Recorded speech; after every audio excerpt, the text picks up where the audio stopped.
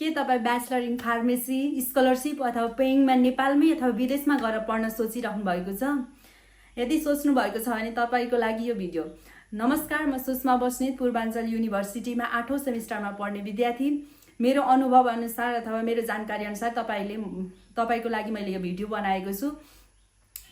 धेरैजनाले मलाई म्यासेजहरू गरिराख्नु भएको भएर चाहिँ एकमुष्ट यो भिडियोबाट चाहिँ मैले सबैलाई जानकारी दिन चाहे।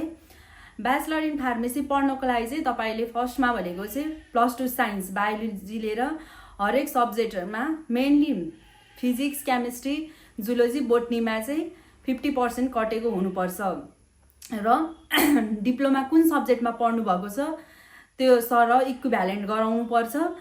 त्यही सब्जेक्ट पढ्ने छ ब्याचलर डिप्लोमामा चाहिँ पढेको त्यही ब्याचलरमा पढ्नु छ भने चाहिँ इक्विभ्यालेन्ट गराउनु परेन। यदि छैन अर्को सब्जेक्ट पढेर ब्याचलर अर्को सब्जेक्टमै गर्न लाग्नु भएको छ भने इक्विभ्यालेन्ट गराउनु पर्यो।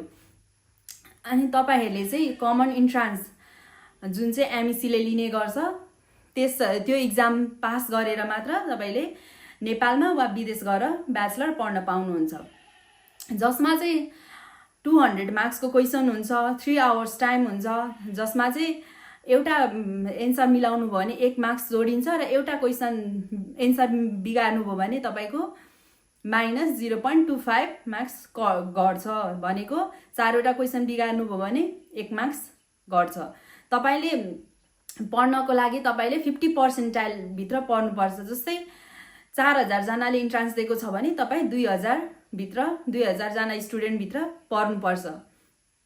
र तपाईको नेपालमा धेरैवटा कलेजहरू छ, लगभग 25 ब्याचलर इन फार्मेसी पढ्नको लागि चाहिँ 25+ कलेजहरू नेपालमा छ। र तपाईले बाहिर इन्डियामा मेनली धेरै जसो पढ्न जान्छन्, त्यहाँ पनि गएर तपाईले नेपालमा यदि सिट पाउनु भएन, जुन चाहिँ 50% भित्रै पढ्नुभयो तर नेपालमा सिट पाउनु भएन भने इन्डिया अथवा अरू कुनै कन्ट्रीको लागि पनि एप्लाई गर्न सक्नुहुन्छ, जसमा चाहिँ तपाईले इन्ट्रान्स चाहिँ एकदम राम्रोसँग तयारी गर्नुपर्छ।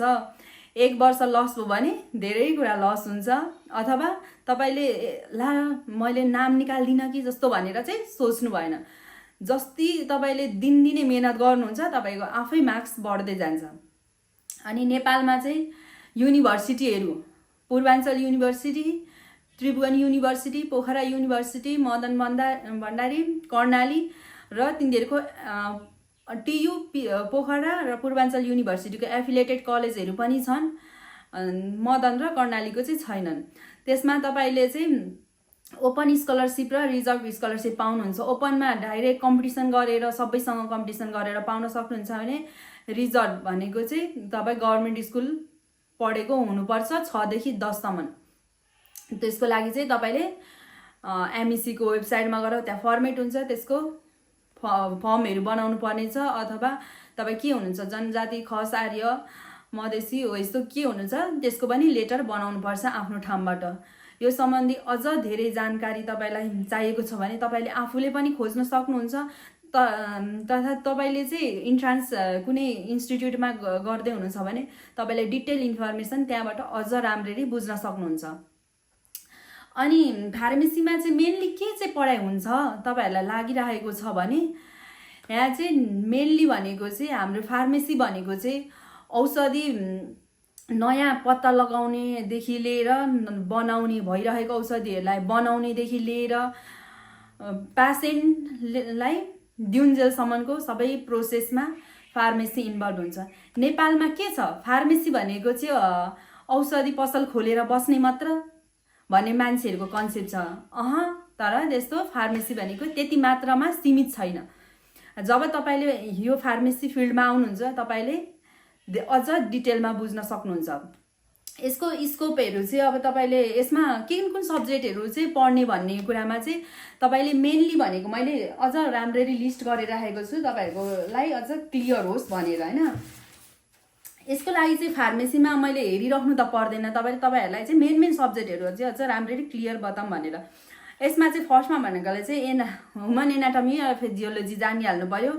मेडिकल केमिस्ट्री भयो, pharmacology, pharmacognosy, microbiology, biochemistry, pharmaceutical analysis भयो, clinical pharmacy, hospital pharmacy, research methodology, instrumental analysis, pharmacotherapeutics, सबै हाम्रो शरीरको कस्तो मेकानिजम छदेखि लिएर औषधि बनाउनको लागि के गर्नुपर्छ त्यो भनेर साध्य नै छैन। फार्मेसी भनेको यति भास्ट सब्जेक्ट छ होइन, हामीहरू जे गर्न पनि सक्छौँ। हाम्रो नेपालमा अझ राम्रो बनिँदैछ फार्मेसी होइन। अनि अरू भनेको चाहिँ फार्मेसी पढेर के बन्न सकिन्छ त, मेनली भनेको हामीलाई धेरै मान्छेलाई थाहा भएको हस्पिटलमा फार्मासिस्ट भएर काम गर्न पाइयो। अनि कम्युनिटी फार्मेसी भनेको बाहिर पसलहरू राम्ररी खोलेर काम गर्न पाइयो। त्यसबाहेक अरू कति धेरै स्कोपहरू छ तपाईँहरूले सुन्न सक्नुहुन्छ।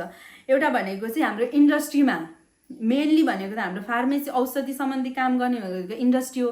त्यसको लागि चाहिँ हामीलाई इन्डस्ट्रीमा को चाहिन्छ फार्मेसी भन्दाखेरि चाहिँ फार्मेसी पढेको चाहिँ क्वालिटी एस्युरेन्समा चाहिन्छ, क्वालिटी कन्ट्रोलमा चाहिन्छ, प्रोडक्सन डिपार्टमेन्टमा चाहिन्छ। त्यसमा अरू भनेको चाहिँ हामीले चाहिँ त्यहाँ चाहिँ फार्मासिस्टको एकदम महत्त्वपूर्ण रोल हुन्छ। रिसर्च एन्ड डेभलपमेन्टमा औषधिहरू रिसर्च गर्ने, त्यसको बारेमा डेभलपमेन्ट गर्ने भयो होइन। अनि हामीले भनेको चाहिँ एमआर औषधिको प्रचार प्रसार सम्बन्धी जानकारीहरू दिने, औषधि सम्बन्धी। अनि अब हामीले पढिसकेपछि चाहिँ हामीले ब्याचलर पढेको छौँ भने डिप्लोमालाई पढाउन पाइयो, अथवा हामीले ब्याचलरलाई पढाउनु छ भने मास्टर पढेको अथवा फार्मडी पढेको हुनुपर्छ। हामीले फार्मडी भनेको चाहिँ हाम्रो नेपालमा पहिले काठमाडौँ युनिभर्सिटीमा छ भन्नुहुन्थ्यो, अहिले पनि सायद छैन, मैले अलिक क्लियरली बुझेको छैन। र बाहिर इन्डिया बिफार्म अथवा फार्मडी पनि इन्डियामा गएर पढ्न सकिन्छ।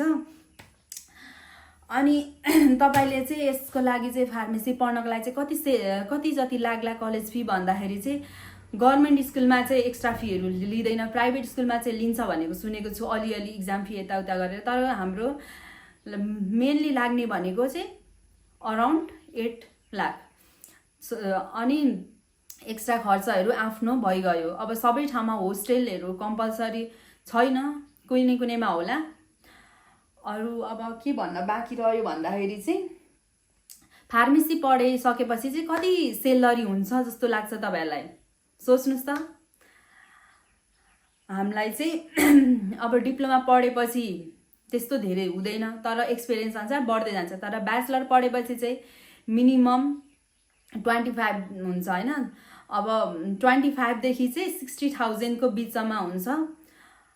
तपाईँले कुन ठाउँ, यो त भयो स्टार्टिङ सेलरी। अझ तपाईँले चाहिँ एक्सपिरियन्स लिँदै जाँदाखेरि चाहिँ तपाईँको 45 देखि 90,000 सम्म पनि अझ बढी पनि हुनसक्छ तपाईँको सेलरी। तपाईँलाई यस्तै फार्मेसी सम्बन्धी जानकारी लिन मन छ भने चाहिँ तपाईँले कमेन्ट छोड्न सक्नुहुन्छ। म फेरि अर्को भिडियो बनाउनेछु। तपाईँहरूले कस्तो क्वेसनहरू सोध्नुहुनेछ, मैले पनि अब कति कुराहरू छुटाएँ होला होइन। के छुटाएँ अथवा केही कुराहरू तपाईँलाई जान्न मन लागेको छ भने तपाईँहरूले कमेन्ट छोड्न सक्नुहुन्छ। अथवा यो भिडियो चाहिँ कोही साथीहरू अथवा आफ्नो भाइ बहिनीहरू अथवा आफ्नो सन्तान भनौँ अथवा आफ्नो छोराछोरीलाई पनि यो भिडियो तपाईँले सेयर गरेर फार्मेसी सम्बन्धी जानकारी दिन सक्नुहुन्छ। अन्तिमसम्म हेरेर साथ दिनुभएकोमा धेरै धेरै धन्यवाद।